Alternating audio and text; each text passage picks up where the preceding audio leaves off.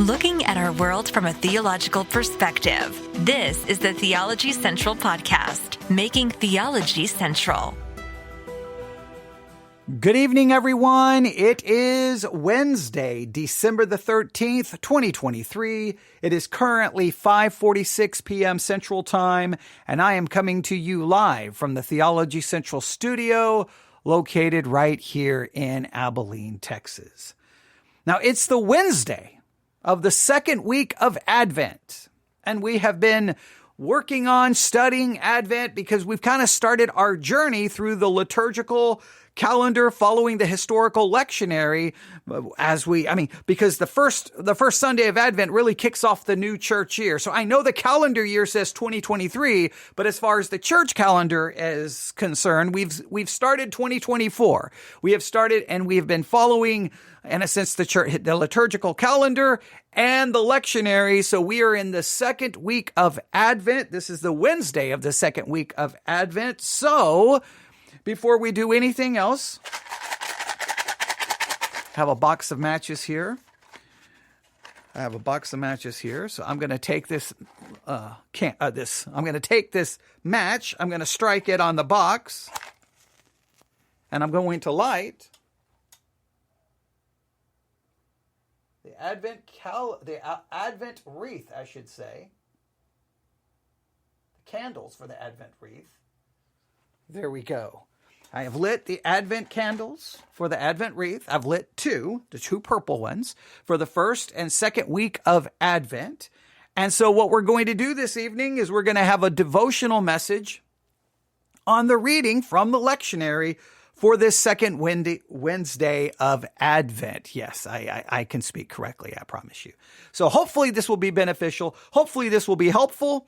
And hopefully this will continue to maybe prepare you and to get you to think about the first and second advent of Christ, his first coming, his second coming, and hopefully try to make this time of year. I know this time of year can be chaotic. It can be crazy.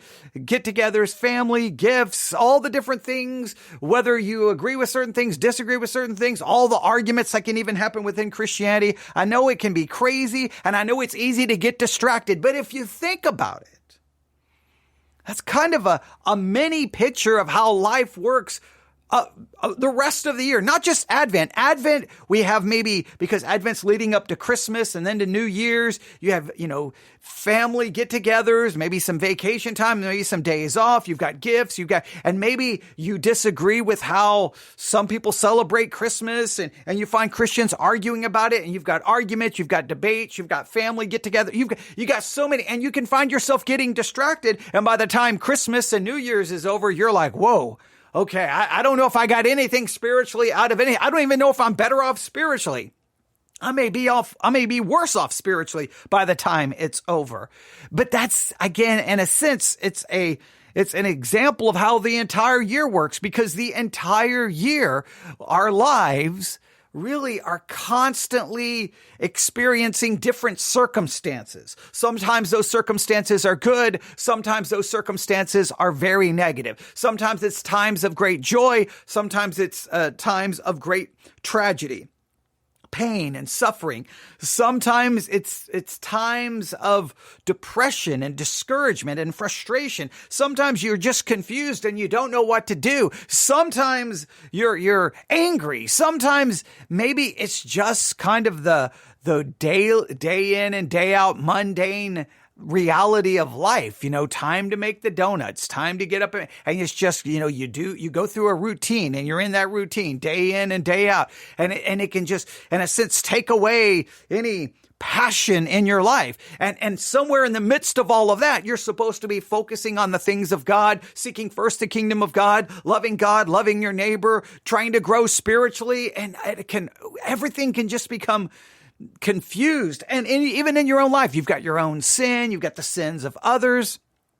It can become a very distracting thing. And with that kind of as our foundation, as kind of our beginning point, I think that fits perfectly for what we're going to be looking at tonight, because tonight we're going to be looking at the first reading in the lectionary, which is from the book of Isaiah. Isaiah chapter 40. We're going to be looking at Isaiah chapter 40. And we're going to be looking at just a few verses in this section, Isaiah chapter 40, and we're going to be looking at verses 25 to 31. Isaiah chapter 40, verses 25 to 31. So without even considering or thinking about context or anything else right now, let's just read from, this is the first reading from the lectionary, a reading from the prophet Isaiah, Isaiah chapter 40. Let's start in verse 25. To whom then will you liken me, or shall I be equal, saith the Holy One? Lift up your eyes on high, and behold who hath created these things that bring out their host by number. He calleth them all by names, by the greatness of his might, for that he is strong in power, and not one faileth. Why sayest thou, O Jacob, and speakest, O Israel, my way is hid from the Lord, and my judgment is passed over from God? Hast thou not known? Hast thou not heard that the everlasting God, the Lord, the creator of the ends of the earth, fainteth not, neither is weary? There is no searching of his understanding. He giveth power to the faint, and to them that have no might he increaseth strength. Even the youths shall faint and be weary, and the young men shall utterly fail, but they that wait upon the Lord shall renew their strength. They shall mount up with wings as eagles. They shall run and not be weary, and they shall walk and not faint. Isaiah chapter 40, verses 25 to 31. Now I'm going to read it quickly in a different translation. I'm going to read this directly from the historical lectionary and their translation. To whom can you liken me as an equal? Says the Holy One. Lift up your eyes on high and see who has created these things. He leads out their army and numbers them, calling them all by name. By his great might and the strength of his power, not one of them is missing. Why, O Jacob, do you say and declare, O Israel, my way is hidden from the Lord, and my right is disregarded by my God? Do you not know, or have you not heard? The Lord is the eternal God, creator of the ends of the earth. He does not faint nor grow weary, and his knowledge is beyond scrutiny. He gives strength to the fainting, and for the weak he makes vigor abound. Though young men faint and grow weary, and youth stagger and fall, they that hope in the Lord will renew their strength. They will soar as with eagle's wings. They will run and not grow weary. They will walk and not grow faint. This is the word of the Lord, as the lectionary would say. Two different translations. Very, very, very similar, really stressing some very important things. And I think the context here very much fits kind of my opening illustration about life and about even the time of Advent, where we can become so distracted and confounded and conflicted with all the things going on in our life. And our life is constantly, we are experiencing circumstances upon our life, and that has profound impact on us. Just consider with me the context of Isaiah 40, 25 through 31. Isaiah 40, 25 through 31 is part of the book of Isaiah, obviously, and it's part of that book, which is a collection of prophecies attributed to the prophet Isaiah during the time of the Babylonian exile. Now stop right there. You have the prophecies, but they're happening during the time of the Babylonian exile. Those are circumstances that these people are experiencing, and those are extreme circumstances. Babylonian exile, that's not a positive one. It's not a good one. And when you're experiencing very negative and very difficult circumstances, it's very hard sometimes to maintain focus on anything spiritual. This particular passage falls within the section of the book sometimes known as Second Isaiah, which focuses on themes of comfort and restoration. So this is a section that very much acknowledges the circumstances, Babylonian exile, but in the midst of this exile, there's words of comfort. In fact, look at how chapter 40 begins. Comfort ye, my people, saith your God. In the midst of these circumstances, there's comfort. In the midst of these circumstances, there's something spiritual here that we can grab onto. And I think there's lessons here. Because in your life and my life, we may not find ourselves in a literal Babylonian exile, but we find ourselves in life in times of very confusing circumstances, difficult, struggle, failure, sin, pain, discouragement.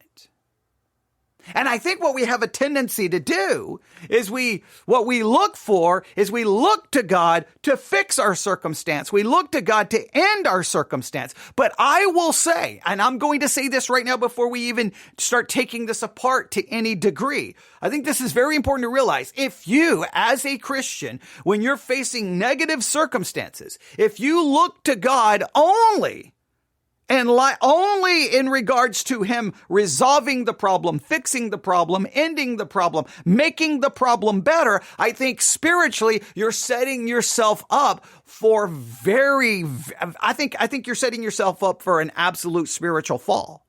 Because you can look to God to fix your circumstances, but let me make it very clear. There is no guarantee he's going to fix your circumstance on this side of eternity. You may get a horrible disease, a diagnosis of a horrible disease. It doesn't mean he's going to resolve, fix, heal, or eliminate that problem on this side of eternity. On that side of eternity, a new body, no more pain, no more suffering, and no more death. You may find yourself in a horrible family situation, economic situation. You may find yourself in emotional situations, and you may look to God to resolve the problem. But the problem is so many times people look to that, and then when the problem isn't resolved, their faith is shattered, their faith falls apart. They don't know what to do. They become bitter, discouraged, deconstruct, defect, whatever the case may be. I think there's something different we have to do. If you are in a difficult circumstance, or whatever the circumstance is, if you simply look to God as the one who's going to reshape and remake your circumstance that is pleasing to you, advantageous to you, make your life better, wonderful, you're going to find, look, that will last for a while. It may give you a boost of hope. It may give you a sense of it's all going to work out, of optimism. But sooner or later, when you realize it doesn't, I'm sorry, your optimism will blow up and you're going to be worse off spiritually. And I think so many times that's how, hey, you're going through this difficult circumstance, look to God, pray to God, and as if he's going to make it all better. But there's no promise of that in any way, shape, or form. There's a promise of overcoming and changing those circumstances in eternity, but not on this side of eternity. So what do we do when in the midst of circumstances? What can we do in order to maintain the right focus so that we can therefore grow spiritually, maintain some spiritual stability, and actually advance in our spiritual life and it be better for us? I don't know if I have an easy answer, but I'm going to try to use this little section to try to present one. All right.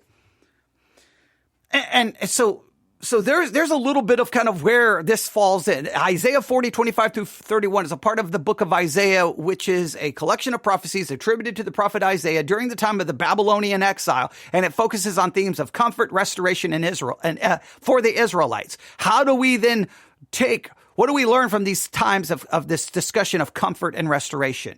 We will try to break that down a little bit more as we move forward. Now, in terms of the historical context, the exile referred to in this section of Isaiah took place in the 6th century BC, when the Babylonians conquered Jerusalem and forced many Israelites into captivity in Babylon. The Israelites were living in a state of despair and longing for liberation and restoration. Please note, they were living in a state of despair. They were living under their circumstances. They felt the reality of their circumstances, and they may have been looking to God to fix the problem instantaneously, immediately. Do something now. And so many times when you look that way, I'm telling you, you're going to get discouraged. You're going to get depressed. And I think it's a horrible thing that in many cases Christianity almost points people in that direction. When under your circumstances, look to God to fix it. I don't think that's the right spiritual approach. I think you can see this in the Gospels where many people who were following Jesus, why were they following Jesus? They were following Jesus for food. They were following Jesus maybe for healing. And when they kind of realized he wasn't going to do exactly what they maybe have been looking for him to set up a kingdom right then and there. And at some point they become disillusioned, they become frustrated, they become upset, they don't like his message, and they walk away.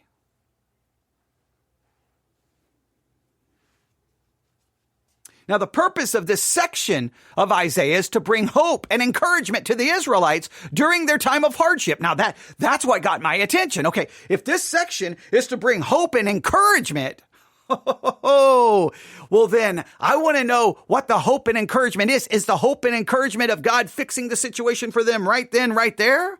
Or what can I learn from it? It reassures them of God's power, love, and faithfulness while also emphasizing their need for trust and patience. Now, the specific verses, Isaiah 40, 25 through 31, let's now read them again carefully and just make some general comments and then see if we can...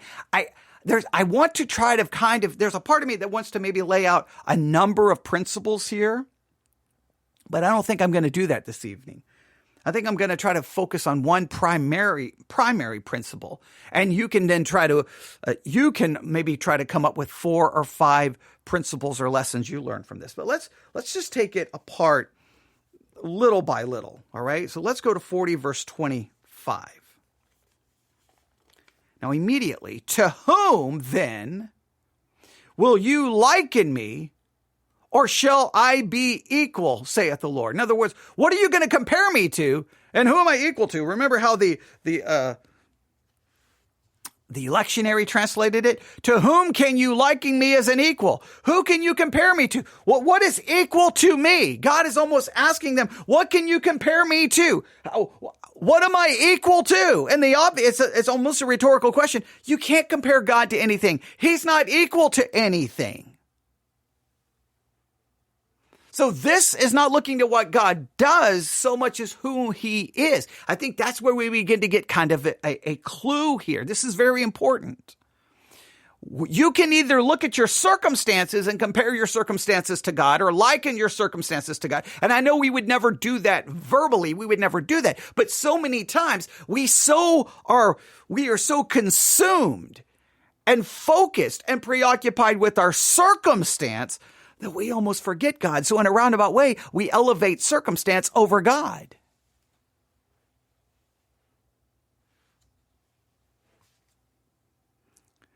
I'm going to go to a number of different translations really quick on this verse, because I think it may be somewhat beneficial and somewhat helpful to do so. All right? So I'm going to go to Google. I'm going to type in Isaiah 40 verse 25. I'm going to go to Bible Hub, and I'm going to read this to a number of translations. To whom will you compare me?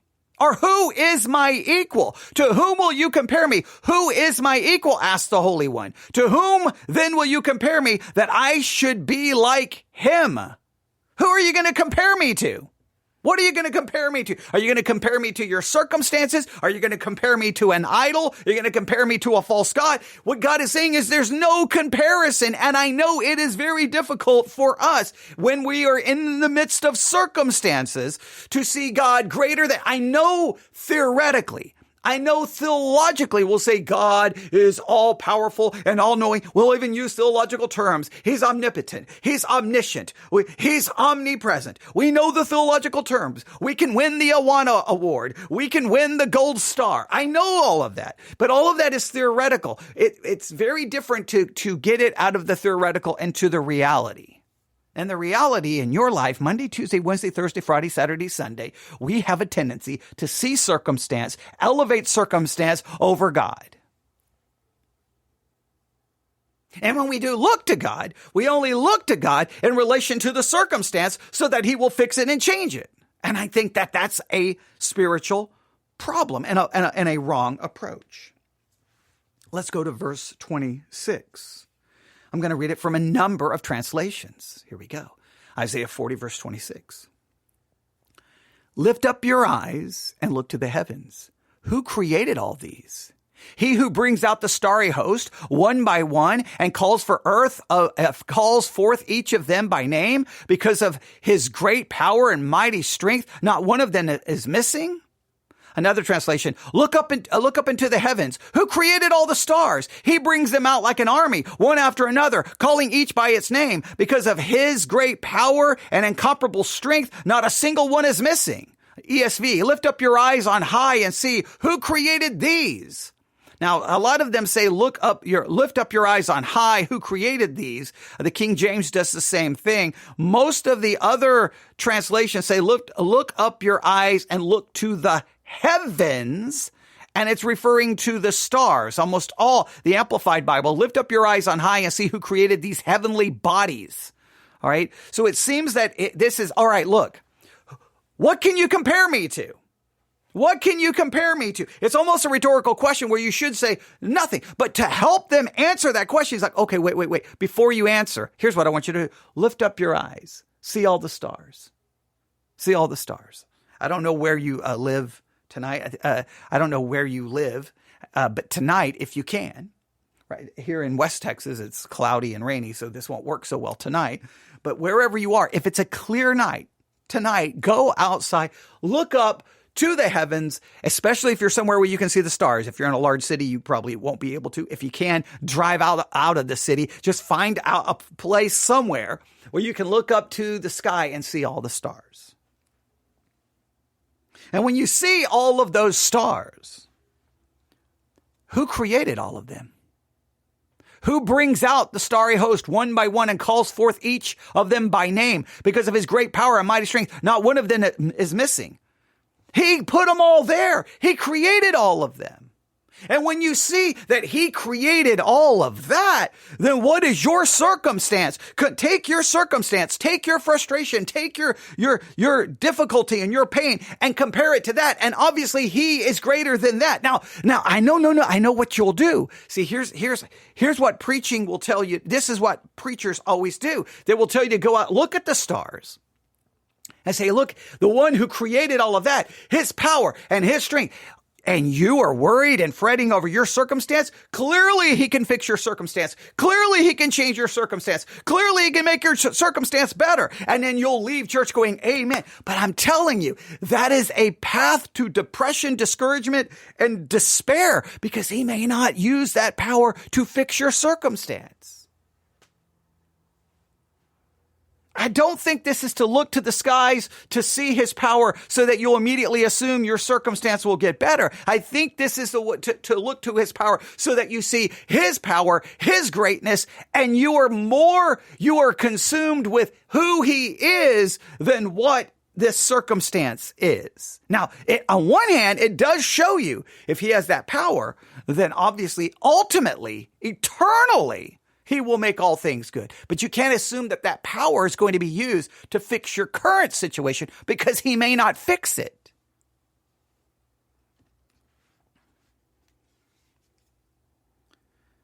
The next verse. Why do you complain, Jacob? Why do you say, Israel, my way is hidden from the Lord, my cause is disregarded by my God? Now, this is almost a rebuke. Now, in the historical setting, once again, to those in Babylonian captivity, they may be walking around going, obviously God has forgotten about us. Obviously God has disregarded us. Obviously God has forgotten us. He doesn't even know we're here. He doesn't even remember us. And it's almost a rebuke, like, why do you complain? Why? Why are you doing this? They should remember what? The covenant, the promises that he made to them.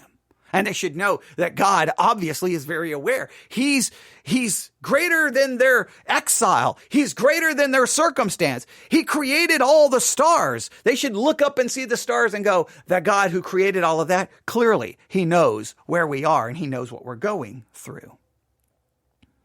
A couple of other translations, New Living. O Jacob, how can you say the Lord does not see your troubles? O Israel, how can you say God ignores your rights? ESV, why do you say, O Jacob, and speak, O Israel, my way is hidden from the Lord, and my right is disregarded by my God? Berean Standard, why do you say, O Jacob? Why do you say, O Jacob? And why do you assert, O Israel, my way is hidden from the Lord, and my claim is ignored by my God? It's a rebuke. Why are you, look, they are in a difficult situation, but it's almost a subtle rebuke. Why are you saying this? Are you comparing your exile to the greatness of God? Are you not realizing and looking to the stars and saying he created all of that? Verse 28. Do you not know?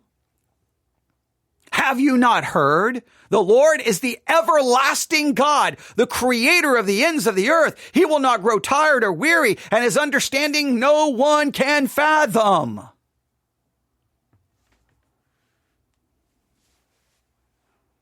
Now we're getting somewhere. Stop looking at your circumstance. Stop being overwhelmed by your circumstance. Stop looking at that. Stop focusing on it. Stop talking about it. Stop complaining about it. Look to God and remember who God is. God is greater than the circumstance. It doesn't mean he's going to fix your circumstance. But what you need to do is you need to focus on God. Look, you will either focus, be overwhelmed by, preoccupied by, possessed by your circumstances, or you will be focused, preoccupied, in a sense, possessed by your love and pursuit of God.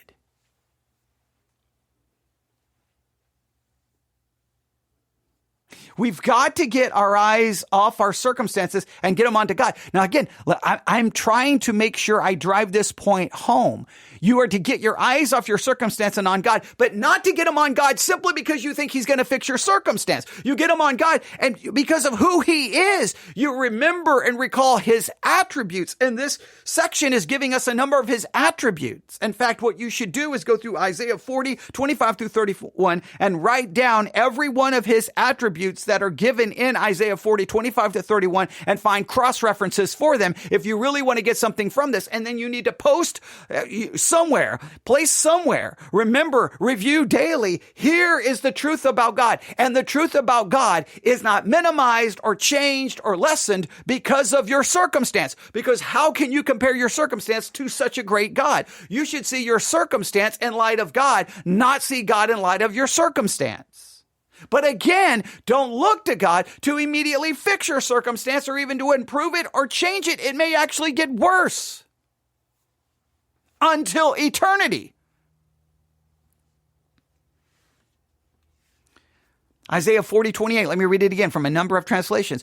Do you not know? Have you not heard? The Lord is the everlasting God. There's his eternality, the creator of the ends of the earth. There's his omnipotence, his power. He will not grow tired or weary, and his understanding no one can fathom. There's his wisdom. There's his understanding. He's omniscient. I read from another translation. Have you not heard? Have you never understood? The Lord is the everlasting God, the creator of all the earth. He never grows weak or weary. No one can measure the depths of his understanding. He knows more than us. Now, in my mind, why are we even in it? Like sometimes you can say, why am I even experiencing this circumstance? I don't know. Why won't you fix it? I don't know. There's one thing. I will never understand God's understanding. I will never know what God knows. I will never comprehend what God knows. Even if I was to know it, I wouldn't really be able to comprehend it.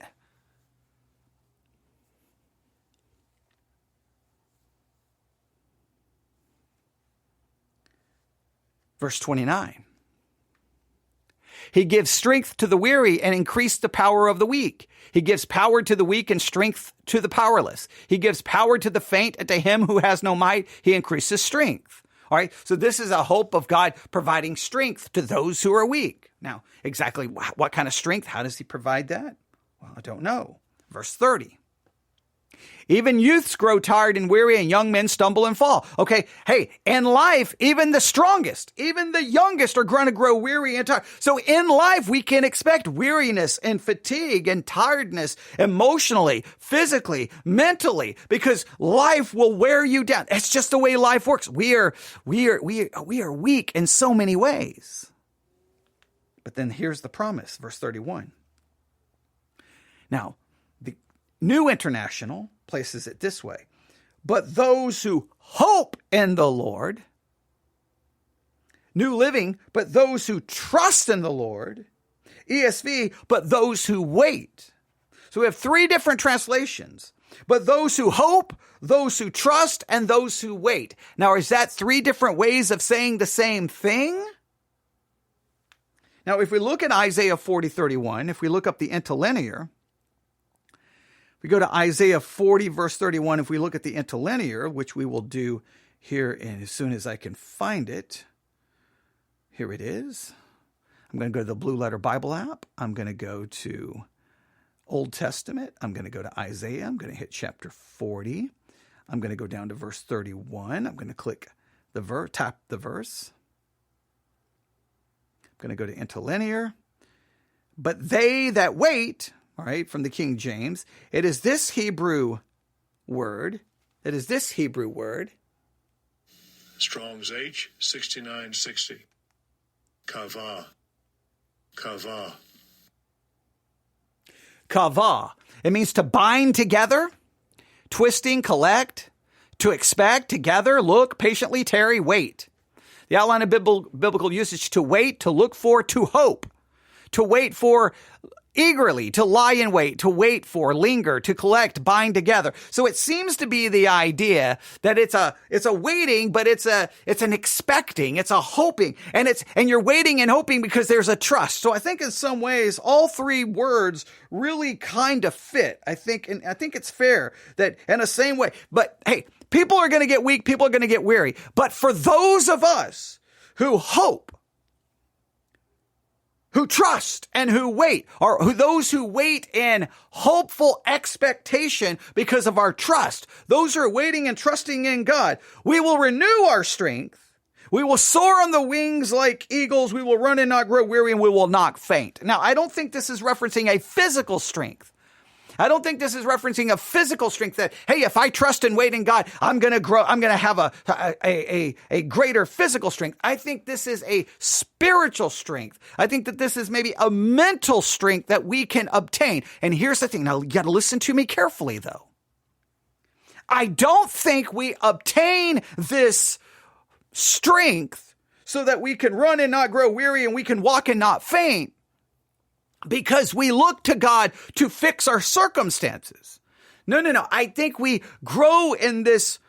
I think we obtain this strength by looking to God and focusing on God over our circumstances, or instead of our circumstances. In other words, instead of our circumstances becoming our, look, if you just focus on your circumstances, if you focus on your situation, if you focus on the negative things, that this or that, you don't have this, and this is wrong, and this is wrong, and this is wrong, you will grow weary. You will faint. You will be crushed under those circumstances. You will find yourself becoming bitter, grumbling, complaining, depressed, discouraged, because all you want is a way to see through the circumstance so things can get better. You will be crushed by it.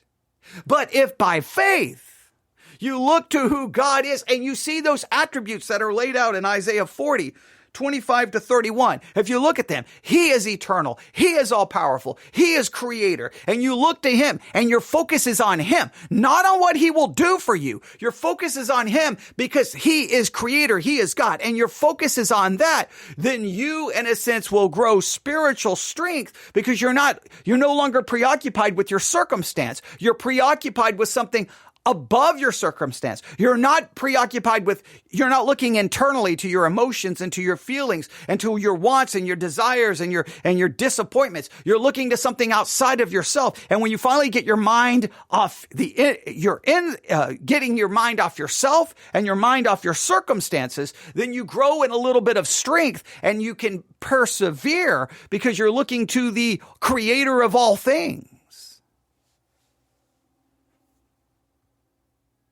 I think the message here is simple. You will either look to your circumstances and how they make you feel, or you will look to God and his attributes.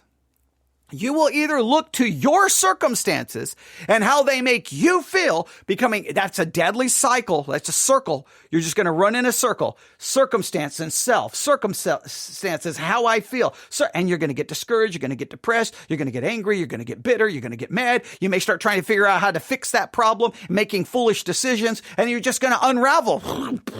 And it all falls apart. Or you can look to God and his attributes, not for what he will do for you. You just look and sit amazed that he is God. He is eternal. He is creator. He is all knowing, and he is the one in charge of all things. And I'm just going to put my trust in him. Now, there is an expectation. There is a hope, but you have to place your hope and expectation in eternity. Look, I believe this is a very key point in eschatology. You look to some of the promises given to Israel and Isaiah. I'm sorry, they never received those promises in the lifetime of the nation at that time. They did not even receive many of those promises when they came out of Babylonian captivity. In fact, they were still looking for many of those promises when Jesus showed up. In fact, even after Jesus' ministry, death, burial, resurrection, and right before his ascension, his disciples were still looking for many of those fulfillments. Is it now? Are you going to do it now? When is it going to be? We are waiting, and our expectation and our hope and our trusting is that God, it will fix and make all things right in eternity. Well, there will be no more pain, no more suffering, and no more death. But in the here and now, we have to acknowledge it. We have to accept it, that our circumstances may not only get better, they may not get better. They may actually get worse. You may die of the disease. Your child may not get out of the hospital. Your job, you may lose your job. You may lose your pay. You may lose your home. You just name it. Your relationship may get worse. Your marriage may fall apart. You may become estranged with your kids. Who knows how it's all going to go down? But you will either look to your circumstances and how they make you feel. You can be preoccupied with that, consumed with that, talk about it, think about it. Just, circumstance me. You may try to come up with solutions that will be detrimental to everything in your life. Or you'll be like, you know what? Here's what I know is certain. There is a God. And here is I'm going to put my focus on God, and here are his attributes. And just to name some of the attributes, you need to go through Isaiah 40, 25 through 31, find every attribute that's listed there, and find cross-references to other scriptures that support those attributes. He is creator. Genesis 1:1. In the beginning, God created the heavens and the earth, right? Right? There you go. He is creator of all things, right? It expounds on that in Isaiah. I mean, he created the stars. You can do a cross-reference in Genesis. I think the Psalms mention it as well. He created the stars. We see his strength. So he's creator. We see his wisdom. We see his strength. The passage in Isaiah 40, let's go back through them. Go back to Isaiah 40. I'm going to go back to verse 26. Who created these? He brings out the starry host, right? Because of his power and mighty strength. Find scriptures that speak of his omnipotence, his strength, and his power. Oh, and then verse 27 says, why do you complain? Verse 28, the Lord is the everlasting God. Look at scriptures and cross-references that speak of his eternality, right? He's the creator of the ends of the earth. He will not grow tired or weary. Find scriptures that refer to him. He never grows tired. He never grows weary. That deals with his eternality. You could talk about he's immutable. He doesn't change, because if he grew tired or weary, he would be changing, right? And you could look at scriptures that his understanding, no one can fathom. Look at those scriptures that speak of his omniscience, his knowledge. Look at all of those scriptures and what you can do. Look, I'm saying it again. You can focus on your circumstances and how it makes you feel. You will grow weary, you will faint, you will fall. Or you look to God and who he is. You look to God and his attributes. Not how those attributes may make your circumstances better, but how those God and those attributes are certain. They do not change. They're the rock you can grab onto. And you know that ultimately those attributes will work for an eternity where there are promises that you may not experience in this life, but we will. Glory, forgiveness, no more pain, no more suffering, no more death.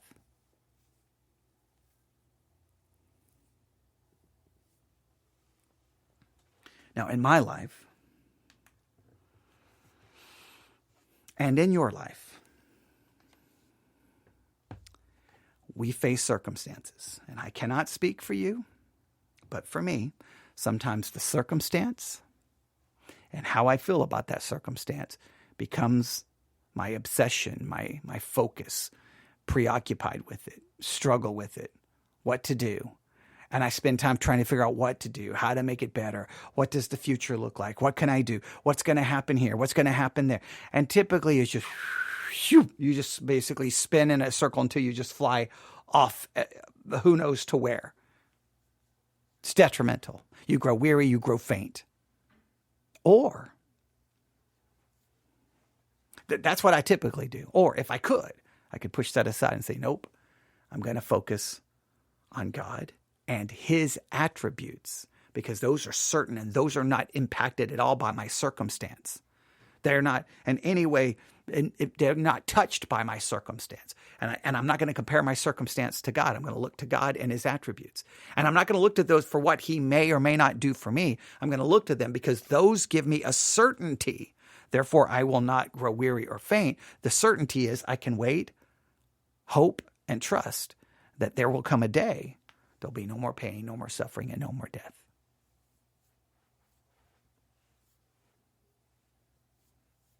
And that is Isaiah 40, 25 through 31. Your lectionary reading on this Wednesday of the second week of Advent as we follow the liturgical calendar. Now I'm gonna stand up. I'm gonna lean over.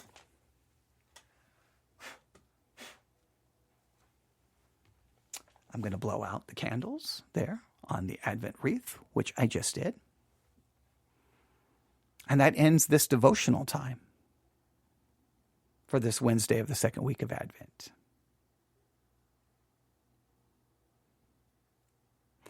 Your assignment, go through Isaiah 40, 25 through 31, write down all the attributes of God, look up cross-references, post those attributes with their scriptural references somewhere, look at them daily, and focus on God and his attributes, not on your circumstances and how they make you feel.